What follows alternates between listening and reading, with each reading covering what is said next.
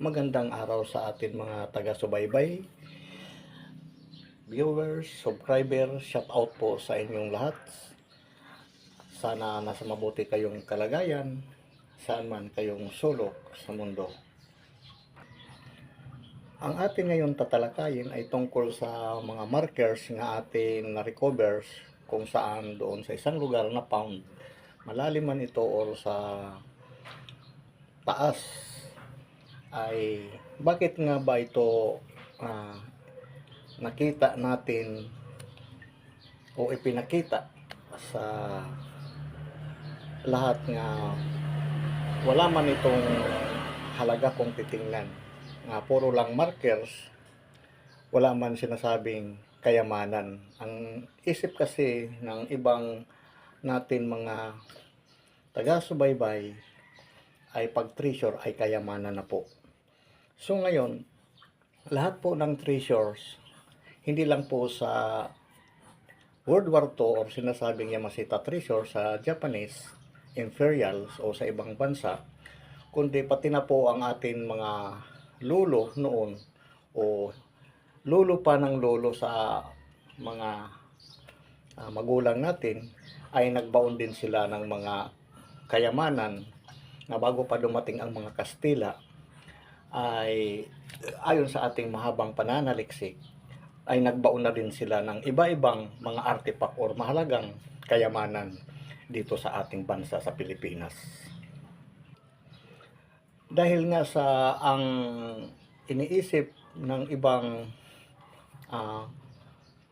mga nakapanood o manonood, ay pag sinabing treasure ay sa Yamashita. So ito ngayon, itong mga markers na ating makikita, possible ito na Yamashita treasures.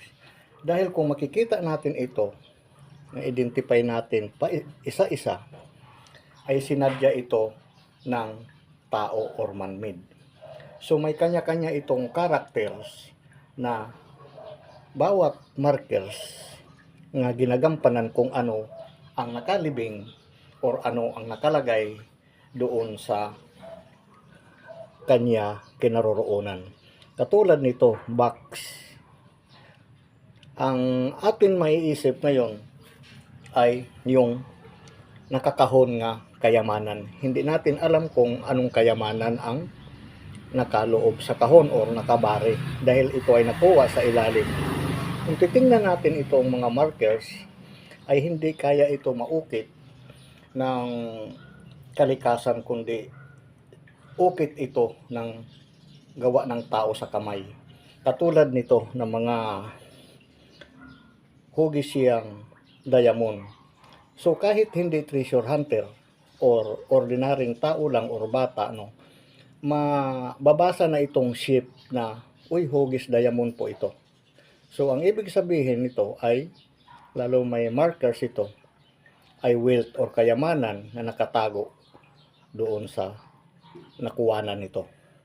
So bakit nga ba markers lang ang nakuha? Dahil nga sa henyo ang pagkabaon ng nagtago, na posible nga naglibing sila ng mga markers na hanggang 3 meters o 2 meters, pero wala doon ang treasure.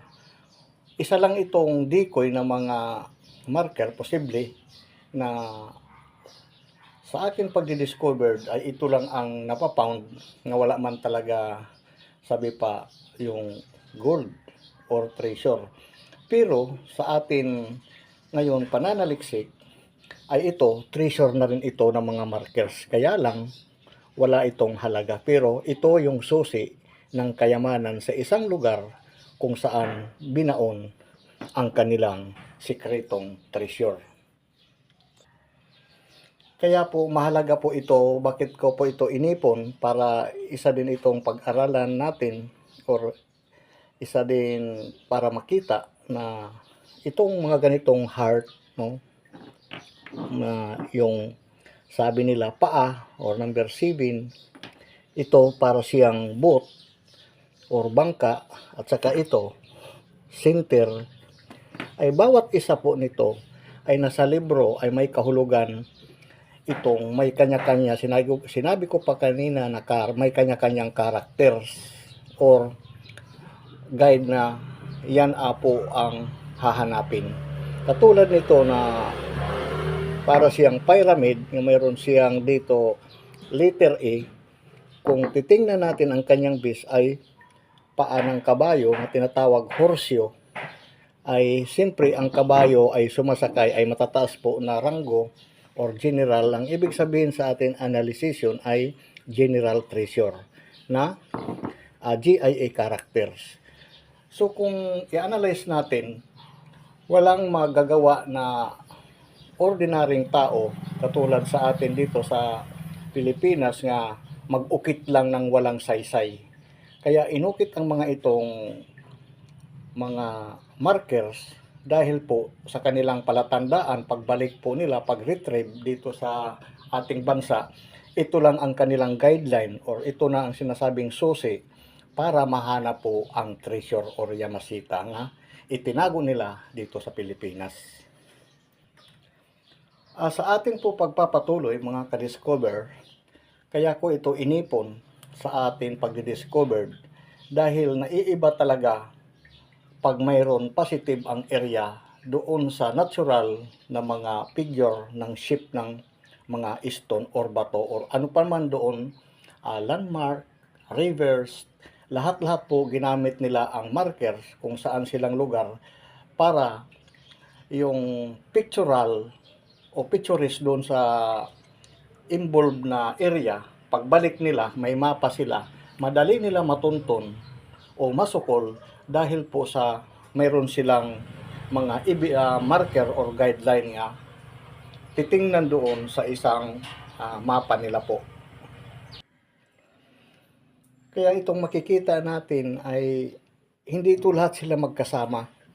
Iba-iba yung area na paisa-isa nga importante lang na atin ngayon ipakita o makikita dahil nga ay mahalaga ito.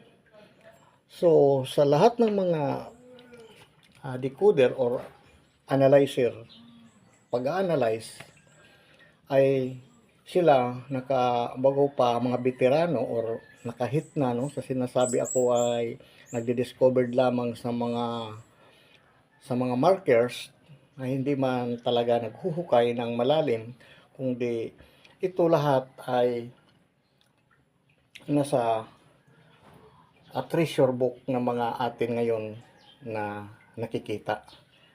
So bawat analyzing, no, sabi ko pa kanina, ay mayroon itong silang decoding or kahulugan na pag sinabi sa ilalim ng lupa makita ito is right foot, ang ibig daw sabihin nito ay travel down pa.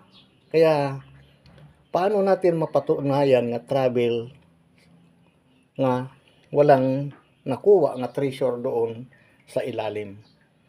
So, ibig sabihin, malalim pa po ay hindi pa nahihit ang tamang pinagbaunan dahil atin sa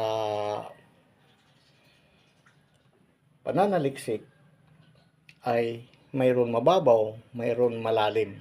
Maswerte kung idinagan lang sa bato yung mga precious stone, angkat precious stone, no, hindi masyado makalapis dahil po sa camouflage strategic ang kanilang pagbaon.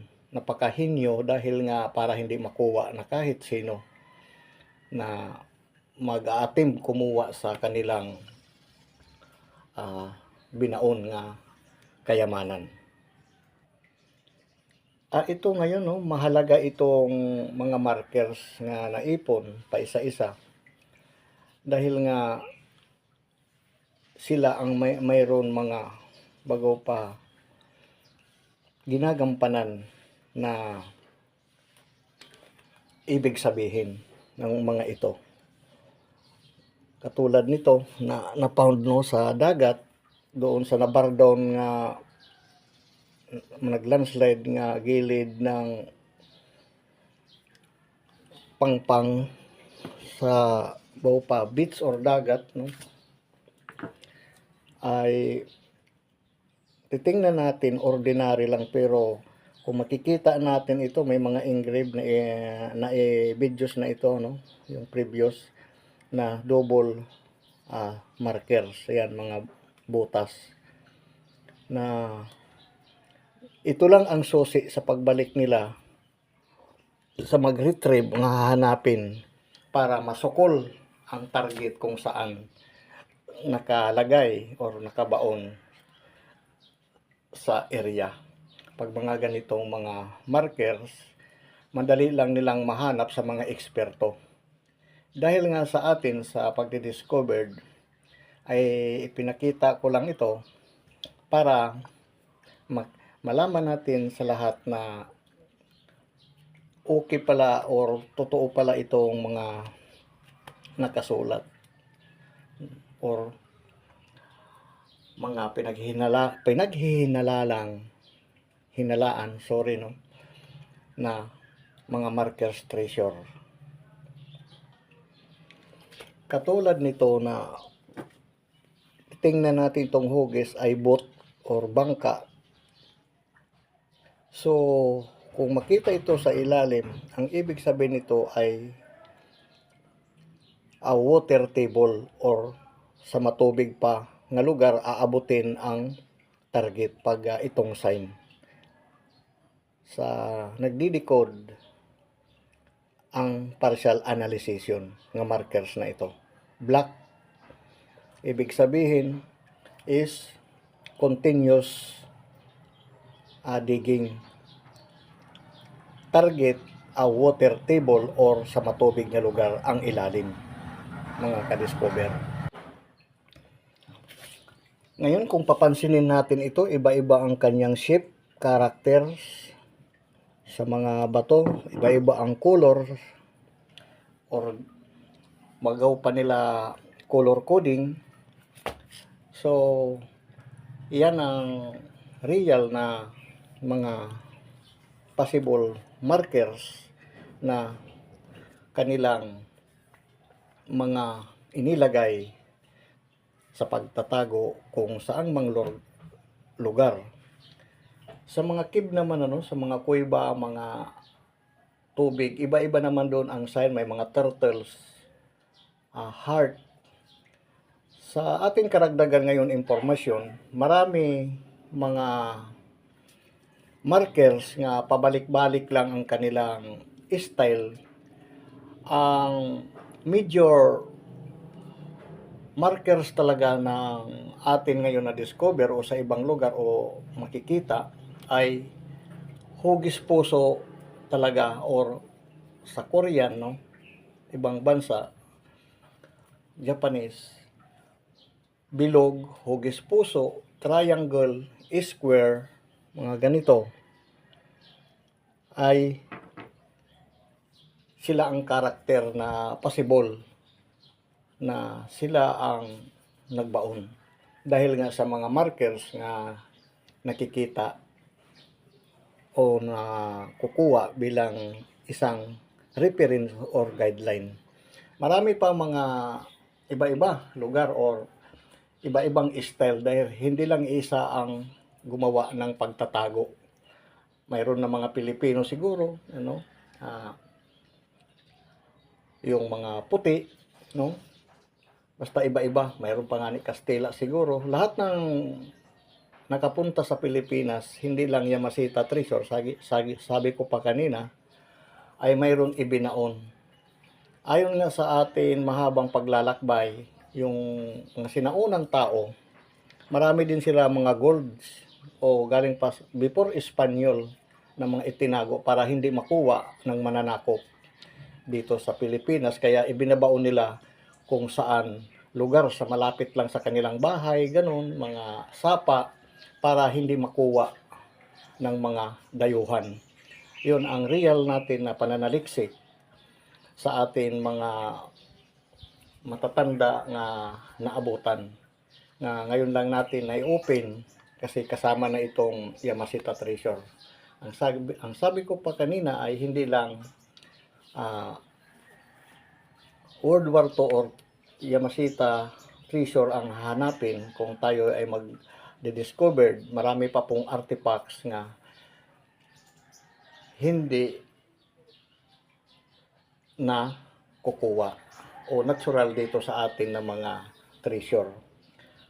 Ang iba kasi sabi pa ka ating tinalakay na ang treasure ay hindi lang yung kayamanan. Mayroon pa din walang value, pero katulad nito, treasure na din ito, na-trace natin. Kaya lang, walang value. Pero ito yung susi ng kayamanan. Gold na rin ito siya. Kaya lang walang halaga. Pero sa atin pag-discovered, mahalaga po ito dahil ito ang guideline sa atin pag-discovered na para matukoy or matuntun kung ano pa ang nilalaman sa ilaliman or sa taas sa atin pag-discover. So ngayon ang iba kasi ay karamihan hindi naniniwala dahil sa atin po ang paniniwala o hindi naniniwala. Hanggang dito na lang si Green Discovery at marami po salamat sa panunood. Sa susunod naman muli na atin makikita sa mahabang paglalakbay. Huwag makalimot mag-subscribe. Maraming salamat po. Bye-bye.